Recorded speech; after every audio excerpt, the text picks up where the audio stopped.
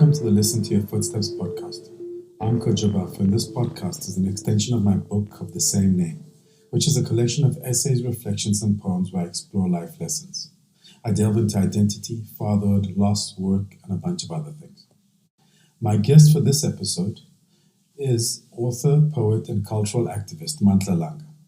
We chat about how he came to writing, the craft of writing, how he draws inspiration and fodder for his stories from the moments he lives through, and his latest novel, The Lost Language of the Soul. I hope you enjoy the conversation as much as I enjoyed having it. Please remember to subscribe wherever you listen to your podcasts and leave a review. All right, to start off, so thank you for your time and thank you for joining me on the podcast. My pleasure. You grew up in a different era within this country's history. So what brought you to writing? What drew you to writing specifically? Well, I from as long way back as I can remember, I've always been interested in writing. When I was a kid, my family, there were lots of books in our house, and I had a brother who was especially really a lover of reading, and introduced me to all sorts of very crazy sometimes, but at the end of the day, very informative and inspirational writers, people like Baldwin, including the African Writers series. Yeah. Yeah, So, I grew up on that. I grew up on that as well. My father had the full African Writers series, which was always a great collection. Yeah. So as I in primary school and also in secondary school, high school, it became quite clear that we were being lied to as youngsters in this country. And so we were reading, we had a reader circle that was more interested in finding things about the world outside South Africa. And I think that's what then gravitated me towards a lot of the world literature. And yeah, I read quite eclectically. Yeah. I mean, how did you find that balance? Because there was the environment that you're in, and there's exploring literature in all its glory, right? But at the same time, there's the circumstances that you're living within. And I know that you operated between those two spaces, particularly as you got older. So there's the pursuit of something that you enjoy and something that you love, which is writing, but at the same time within it also resides this, the activism and the fight for freedom and also just kind of mentally trying to find your place within this world. I was once talking to someone and he was asking me about my involvement in politics, my involvement in political life, in including, going to the camps and training as a guerrilla or whatever that means. And also the varied responsibilities that I've held, including, in broadcasting, including in regulatory affairs at ICASA, etc. And I have always said that, and I think the answer I gave was that I've always been an incredibly schizophrenic person, because on the one hand, writing and reading have always taken center stage, to the point that it's almost been as if all the other activities have been a sideline. So which has made me incredibly ineffective in all the other things, except, I would think, in writing. I would hope not, but that's my self-evaluation, my self-image. So I think that the other thing has always been to act as a sponge in life, to always look at things, even the things which you are involved in, and see yourself and say to yourself, how can I reflect on this much later? So every experience is actually a creative crucible in a sense. Every experience is something that I draw from with an aim of using it or filing it in a vault somewhere in my head to use it much, much later. So I'm a cannibal of sorts. Do you find yourself? I mean, so I find myself doing this, but it's also I think tied to being an introvert and preferring to observe the world than actually participate in a lot of things. Do you find yourself going through experiences and existing kind of within the experience, but also divorced from the experience, in a way, looking down over it? Absolutely. I think that's always been, you are in things, but at the same time, you've stepped out of them and you're watching yourself interacting with those circumstances and those experiences. And it can be quite horrible, almost voyeuristic, but at the same time, it's something that I think I was born into. Yeah, and it's something that I think acts as a very big feeder to the whole striving for truth, for excellence in creativity. Have you always differentiated between, for example, training to be a guerrilla fighter, and then being a writer? And you're talking about, for example, just this, your relative success in what was your side, let's call it your side gig, which is the political landscape. But at the same time, like I remember when I was in the poetry scene. For a lot of us younger people coming up, we looked at that era as writing as a form of activism in itself, or art as a form of activism. So, what Brahu did, what Miriam Makeba did, what a lot of even writers did, Don Matera, Prof. Kerapitz Khositsile, etc., where the line was blurred. The art they were creating was a form of activism, but I don't see that as much in your work. So was there always that clear kind of separation between there's this and there's that? There's an overlap, obviously, but I think there is an overlap, but at the end of the day, as I was saying earlier, for me, every circumstance, every experience, every event, every happening is a something that I can go into, be part of, but at the same time step back. And so even when it comes to those personalities that you have cited, I think I will be crucified for this.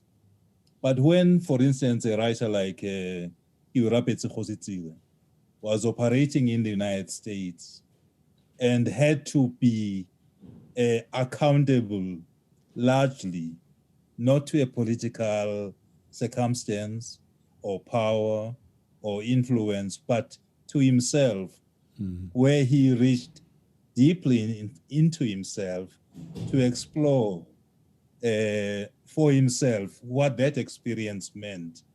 He was a much more effective poet, I would believe, than much later, when he then started to feel that he's got to align himself with a specific political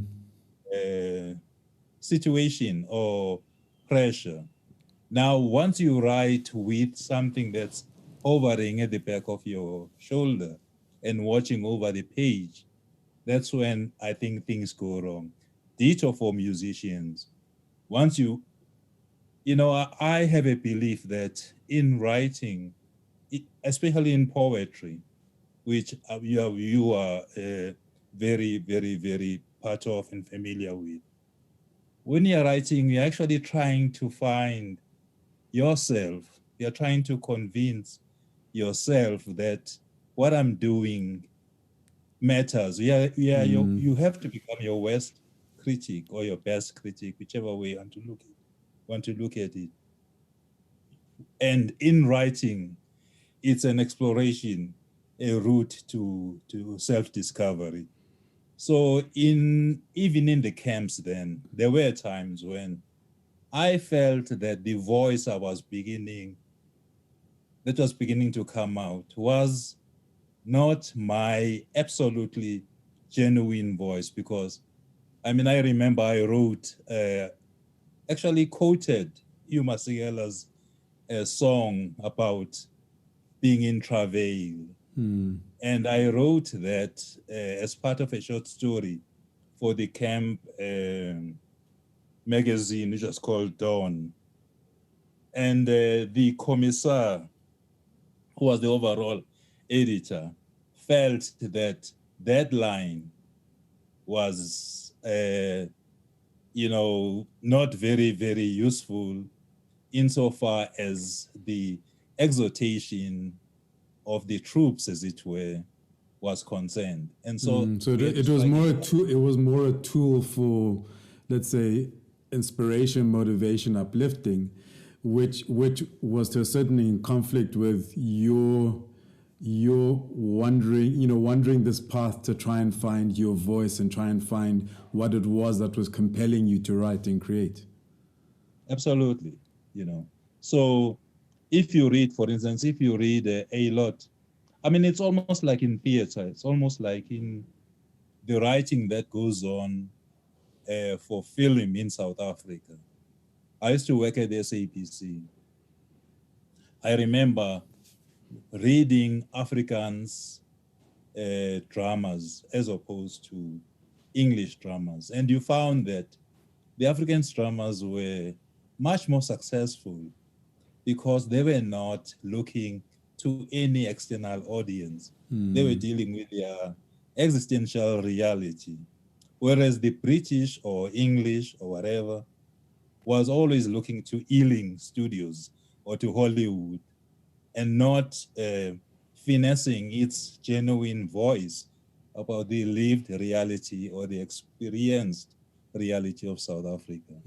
And so for me, I would believe that there is a certain dissipation, spreading out, diffusion of the voice, of one's consciousness, once you start to write for an audience, even if it's for your nearest and dearest.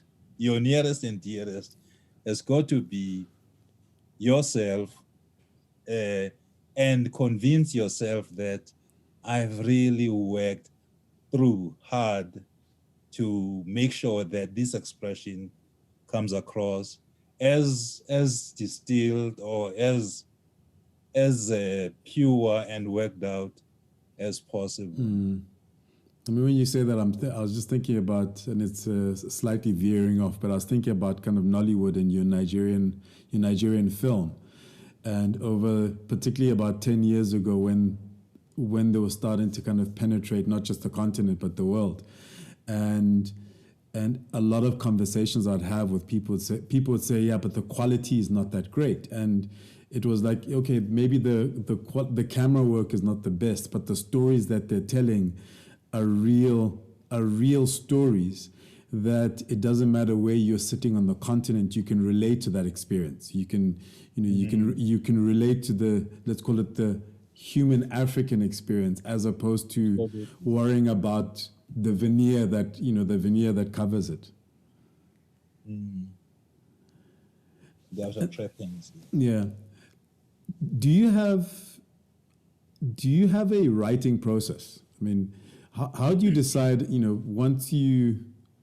how do you decide on a project? Like you're going to work on your first book. How did that process come about? I think first books either have the luck or the ill luck of being imposed upon by one's autobiographical situation. you you think that you've got this panning story that comes out of your own life. And I think what one very acerbic guy said perhaps what you should do is to lie down until the edge has gone away. So, but I think in life sometimes an incident takes place that really grabs your interest and hits you in the gut, and you feel that there must be a way in which this has got to be reflected. And you then have to think quite seriously about whether this can be communicated via a vehicle like a short story, a poem, or a play, drama, or a novel, depending on the many layers that it is dressed up in, or you can dress it up in. And so even there, then you think, for instance, when it comes to political stories, and you also want to save your own life, you got to think whether this can be reflected as a realistic story or in an allegorical kind of way. And so these are some of the, what do you call this? Uh, Permutations that you've got to be dealing with as a writer. Then you've got to say to yourself, how much time can I then invest in this? And I've been lucky in the sense that as I grow older, a lot of the responsibilities that were incredibly taxing and exacting have, or I've got the luxury of sidestepping them or delegating them, and so spend as much time doing research because, as Prawili said, there's no way you can write without reading. And I believe that I'm in a better place now insofar as research, especially when it comes to location, where the story is located, in the sense that I can actually go to some of the places that I'm thinking about. And of course, there's Google Maps. And you can write a story about a house in Vladivostok and actually go there, virtually, without having to expend as much energy flying, carbon footprint, and the rest of Yeah. it. You can just do it in the luxury of your own house. But in a much more serious way, I remember, for the sake of verisimilitude, when I was still working in the United Kingdom, and it was horrible, or even in Lusaga, it was horrible to try and imagine the streets of South Africa. And I used to badger people who to come when they visit to bring the maps of the city or of the places that I wanted, Yeah. street maps. And I found that sometimes I would write about West Street, going from east to west, only to find that it's now a one-way street. I mean, it's no longer a dual Yes. carry. And so there are some of those things, or you write about a Indian market, and you find that actually as Baldwin would say, there's a motorway that's snarling across that place that you thought you once knew. So there are so many things that you've got to be grappling with, so many balls you've got to be juggling, and that is at the end of the day, find a voice for all that and a point of view. I mean, where do you start? Do you start with the environment that you're creating, or do you start with your characters? I usually start with a moment. For instance, just out of the blue, I was seeing a woman walking across the street with about 6 or 7 dogs on a leash. And something started off in my head, and I said to myself, there's a story that can be written about that. What do I do with this woman and her dogs? How do I hang a story to her? Then I thought it could be a story about a dictator posting to a friend, if dictators have got friends, to say that look at the kind of dispensation I've created. People can just walk with dogs just like that. This was not happening in the past. And so you start with an idea like that, and then you build on it up until it becomes something that's full of life, of its own vitality and dynamism. And then you can peg in characters, but you need to have a central character that's moving the story or pushing it. And you need to have very strong points of view. There could be 5 or 6, but at the end of the day, they've got to be people that we can see and relate to and believe in. Do you know where you're going, or when you start? I mean, do you know where you want to end up, where you want your characters to end up? In the past, Kojo, I used to be absolutely clear about the last page. I would not have been absolutely clear about the opening page and the middle pages, but I would be clear about how the story gets to be resolved. But of late, as happened with this last novel, I went into this, into it blind, really, and had to clear the thicket up until I could find a track that would take me to where the story goes, the upsets and the triumphs and tears up until I got to the last page. So It's a mystery, really, for me.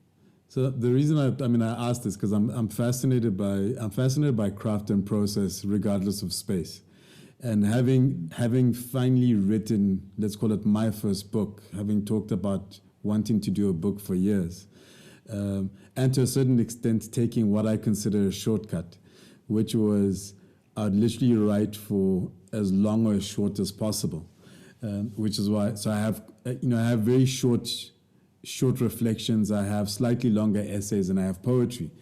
And people are saying to me, "Why did you follow that format?" And I followed that format just because, in reality, it was actually the easiest path for me to take. But in going through that process, I was doing a lot of reading around writing. So for example, Stephen King's book on writing. You have Anne Lamott's Bird by Bird, and just trying to find, trying to find my own personal routine in terms of, okay, how do I make this commitment to it, but how do I also go through that process? And so because of that, I'm always fascinated about how people do what they do. And so with the latest book, I'm curious to know kind of also because, like you said, there's more time. You're better at it now because you've had, you have a couple of books under your belt, so you've gradually kind of got to a particular point, maybe. But you can find that. You look at some of the phenomena, like that Sally Rooney, who writes. She's hardly 30. She writes a book, Normal People, and it just hits the charts and so on and so forth. I believe that what someone once said, that there's also an element of luck. For instance, I've got a great admiration for people that write short fiction, short pieces. I look at Eduardo Galeano, who writes almost like these vignettes. And then you find that And it's usually people that have got their foot, one foot in poetry and the other foot in whatever other forms of prose, who are able to distill complex thought, complex circumstances into just those 7, 8, or even 12 lines. And then it's an incredible revelation. Whereas novelists tend to be untrustworthy. The more words you use, the more it is, to my mind, a reflection of your lack of confidence in the veracity of the words that we have used. So that's why people, you look at James Coetzee, for instance.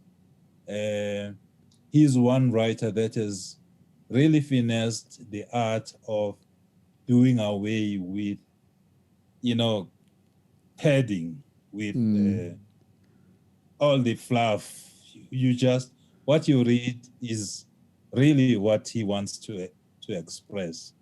And I think the more we learn, all of us, to be less prolix, less verbose, and more, to the point, the more literature will gain, I would think. But we love words, we love language, and sometimes we use it very promiscuously. And I think, the point I was trying to make was that it's like, Benjamin Zephaniah. Yes. He writes for the YA cohort. And he's become very good at that. And I think it comes from his long, long, long history with poetry. He writes a book called Gangster Rap. And then you just see this kid, and then you know that you can feel, you can get into it. So the long and short of it is that I'm trying to also write shorter pieces of prose, to go back to the short story form, and also finally to go back to my disappeared roots in poetry.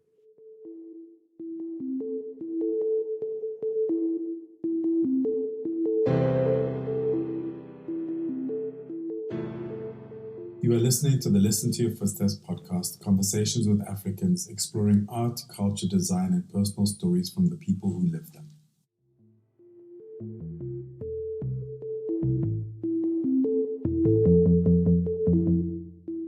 It's interesting because now that I've broken the duck for me, so to speak. I'm looking at, because I've been writing for particularly for media and for magazine for so long, and I haven't been writing poetry in years. I'm trying to find my way into fiction and into fiction with short stories. But what you're saying about the being succinct, it's a very interesting conversation to have in these social media times, where sometimes we lament the inability of people to be able to communicate effectively, say on Twitter, and the room for ambiguity and therefore also conflict and tension. But I recently just came across a writer called Rand Walker, and he writes 100-word stories. And that's been fascinating me in terms of that space between poetry, like you're saying, poetry and prose, and literally add 100 words. And I keep promising myself I'm going to try it out, but I suspect I'm also staying away from it for fear of failing at it even before I really get into it. Well, I think it's something that's worth trying as an exercise, as an exercise. Because writing, you need some of these exercises that keep you not so much, skin in the game kind of thing, but that keep you challenged and sharpened. And yeah. And I also think those muscles, because I mean, what I did find was that when I shifted into, particularly when I shifted into magazine, because I was writing so much in that space, I was struggling with the poetry. And that's one of the things that eventually I drifted away from the poetry, because I went from writing every day. I mean, the majority of it was not that good, but at least I was exercising that muscle. And the minute I kind of left it to go back, and I'll sit down and try and write a poem, and it feels like such hard work just to get that first very crappy draft on the page. Yeah. Well, when you speak of poetry, you remind me of what used to happen when we were in exile, when every poem had to have an AK-47. It had to have Mandela. And I remember one Zinji Vankondo, who passed away some time back, who said in one of the conversations, nowadays, if you can write a poem, and a person says, yes, Mandela, and you chastise them, you would looked upon as an enemy agent. I can't forget that discussion. Yeah, and I guess it's interesting because so when I was coming up in the poetry scene, and I remember it became a different generation, or a new generation coming in after 94, particularly 99, 2000, where now the concerns of those, the concerns were slightly different, because now it was a couple of years into the, in inverted commas, free and new South Africa. And the concerns were now, can I get into a school? It was less what the political landscape and the social landscape looked like. From a social perspective, it was more about the let's call it the everyday things. But it also then got bogged down in that. And then it became, you hear the same things over and over again. So I guess in a way, I think what you're talking about earlier is us being able to get to the point where we can have good and bad. And what I mean, the British director Steve McQueen said, when we get to the point where there are crappy black movies being made by Hollywood, that's when we'll get to a good place, where not everything, the only things that make it are exceptional, right? And everything else doesn't get made. That's an exceptional film director. Yeah.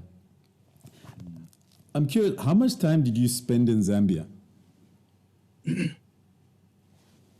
I was in Zambia from 1982 through 86, and then that's when I left for the UK. Yeah, because I mean, with the new novel, The Lost Language of the Soul, I mean, you paint such vivid pictures of the space. One can literally see it, and the first thing that struck me was that it felt so real. That's why that was my first question. Is like, how much time did you actually spend in this place to be able to describe it so vividly? Yeah, no, it stayed with me, and spaces are like language. You can stay in them for a very long time and not be aware of the fact that the space is painting itself inside you. It's only when you leave it, then that's when it becomes much more vivid than it might have been when you were in it. Yeah. So I am curious about, in terms of the story, we're sitting now, it's over 25 years since 94. And this is a story, it's a story that still taps into, let's call it, that history and that journey. Why did you feel it was important to continue to highlight that aspect of of the history of South Africa and the history of, let's call it, the struggle, even though you had centered the human being within it, but it still speaks a lot to, I don't want to say that it was long ago, therefore, why must we remember it? But with the concerns that we're dealing with on a day-to-day basis, why did you feel it was important to still kind of center it in that environment? Much as I might have an animus, a battle, a war against crusading writing or writing for a cause, is something that always gets touched in me whenever I'm dealing with a situation where there is what we call xenophobic or Afrophobic violence. And from 2015 or 2008, 2015, and much later, when these outbreaks happened, I just happened to talk to one young man who had grown up, a South African, who had grown up in Mazimbu, and is one of the people that's trying as hard as possible to make sure that there are these tours by South Africans back to Tanzania to see the places which were the arenas for certain things that happened in our past. A past which is, as someone once said, the future is certain, it is the past that is unpredictable. So that unpredictable past, I've always wanted to find a vehicle to bring it into the present, because I think we are not, as has been said repeatedly, we're not going to learn anything if we don't go back to some of the formative years of our being as human beings. And I also wanted to drift away from a struggle book, a struggle novel, and have real flesh and blood, coming of age young man who's also ambiguous in the sense that he's both a South African and a Zambian. And for me, this speaks of the irreversible, the intertwining of what I'll call the African destiny, really. Yeah. The fact that however hard we might scream and hurl rocks and brickbats at our brethren, what we are trying to eliminate is actually ourselves. And so this is I'll call it that emotional leg or track of the story. The fact that we have not paid homage as South Africans to how Zambia really went through a very, very, very difficult time to house South Africans, not only exiles, not only political exiles, but people who were, taught Machikiza. He was in Zambia. That place meant a lot to him, a lot of other people, Louis Nkosi, and so on and so forth. And so when I look at that, I think that there is a story. And how do you tell a story? You've got to find that character who's going to be the eye, as it were. And I also wanted to, because I was getting sick and tired of the belly aching around the character of MK. And that is when I had to have this young man traveling from Lusaka into Botswana, all the way into South Africa with a band of guerrillas. They are not idealized, Yes. but I'm trying to also bring out their humanity in as real a manner as possible, in as visceral a manner as possible, so that people can see, but so that we can have a look at what then purports to be a soldier today, to be MK today, as opposed to what was, and what was genuine, and what was pure, and was motivated not by wearing a designer battle dress, but which was motivated by a real deep-seated human need to change the circumstances, not for themselves, but for a wider, bigger reality. So these are some of the different strands.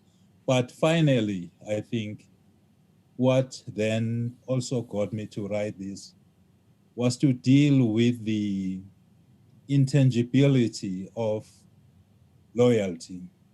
The fact that what we sometimes see as heroism, what we sometimes put up there as the figure of the fighter, of the hero, you might find that all that is comes from an incredibly poisoned source. Yes. And so there's nothing in the genesis and the resolution of the South African struggle that is easy, that can be put in real nice boxes, pigeonholes, for people to say, we move from here to here to here to here.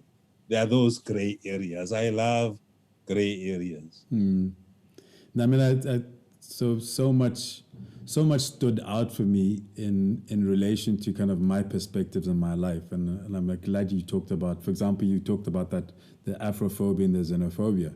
So not being South African and being an African from outside, and growing up in Lesotho, where I went to school with. I went to school with people whose families sent them to Lesotho to be able to get a better education. My father taught at the university where half his, in the 70s, where half his class were political exiles who were using Lesotho as a stepping stone to get out. But then also the flip side around belonging and identity, and belonging is something that's very important to me, because so even Joseph trying to figure out, I'm not Zambian, and it feels like I'm not Zambian enough. It feels like I'm not South African enough. And it's something that I talk about quite a bit, where I have Lesotho, Germany, and Ghana. And I'm connected to each of those places. But from the perspective of the spaces, I'm never enough. And then also having friends who were born in exile, were born to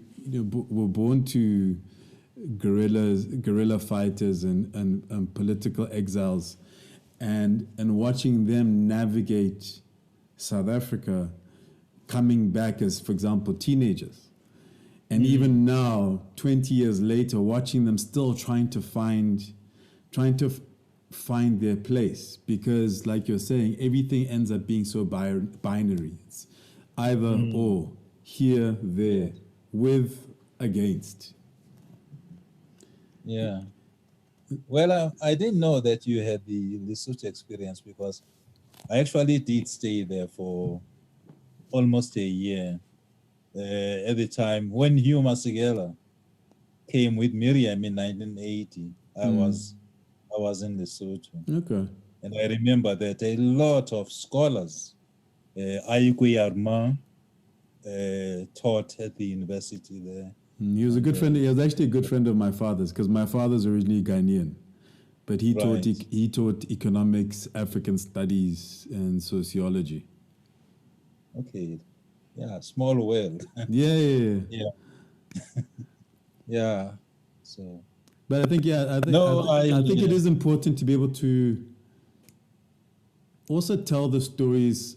I think we lose sight, and obviously I'm slightly passionate and probably a little biased in terms of also what other countries And because now in South Africa we talk about it, but it's said in passing. Like, yeah, we know we helped them, but things were difficult for us there. Whereas actually the struggle to a certain extent was part of the fabric of many African countries. We sometimes use the word Pan-Africanism very glibly, very loosely. And we even in South Africa here sometimes host the Pan-African Parliament. But I don't believe that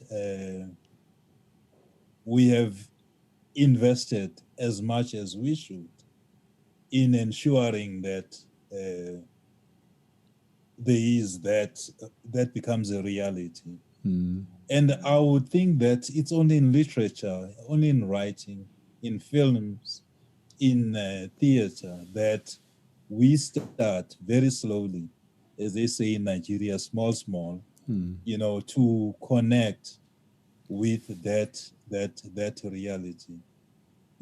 When I read, for instance,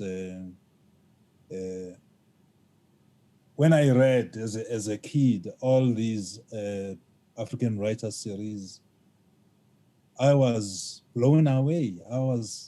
I wanted to go to those places and just find out what it is.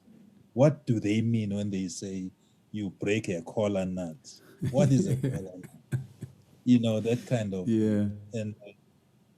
And so fortunately then we had this reading circle that I told you about, and I had a lot of very, very, I think, sassed people around, people like Lefifi Tladi, musicians.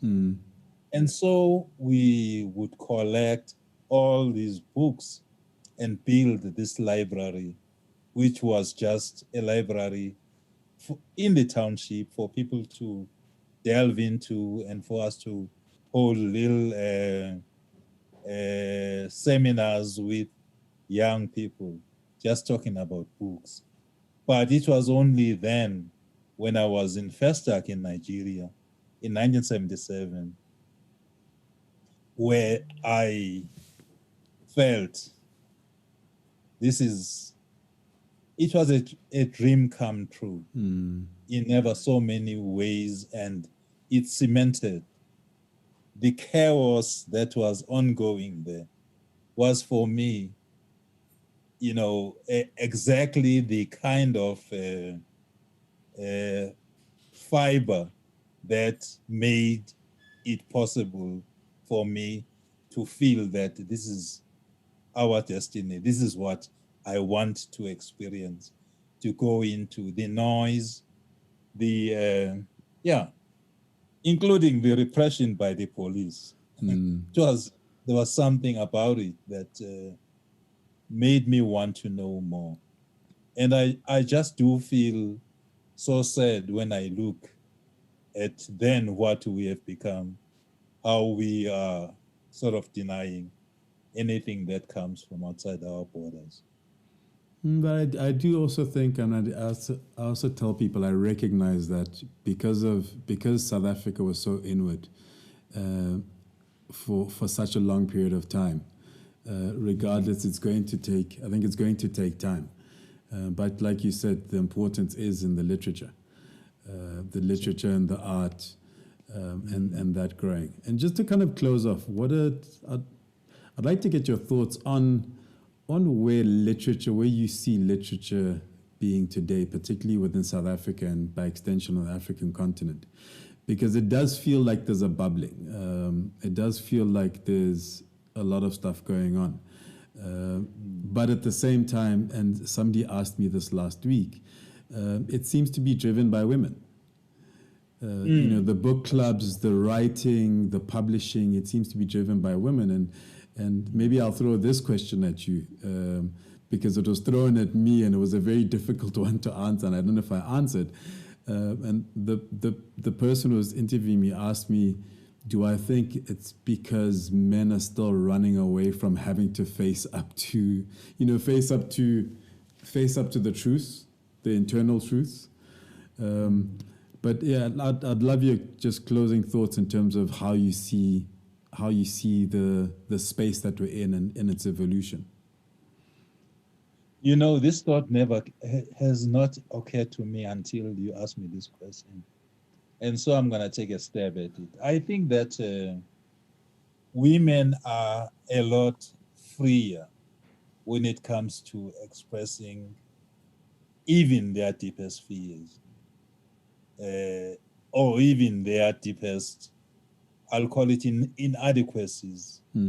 Whereas men are the most timorous species we can think of when it comes to reflecting their fear. And writing is about embracing a lot of things.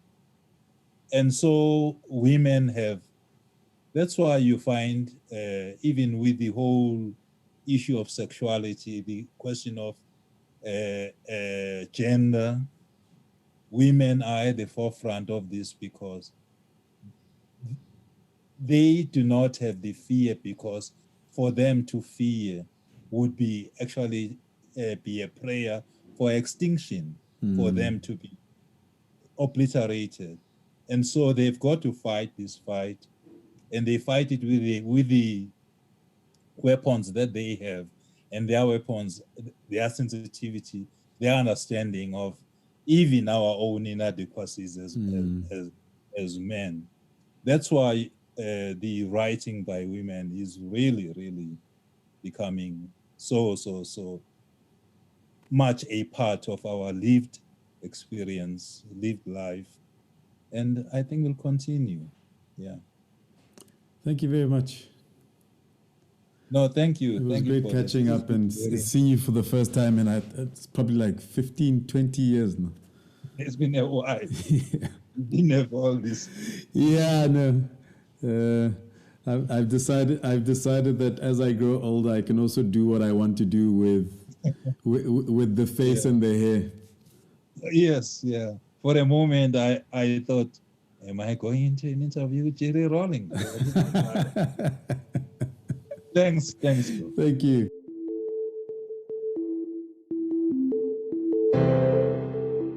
Thank you for listening to the Listen to Your Footsteps podcast. Please do subscribe and leave a review wherever you're listening, and share with friends you feel would enjoy the conversation. I would also appreciate thoughts and/or comments on my site, kojabafo.com. Have a great one.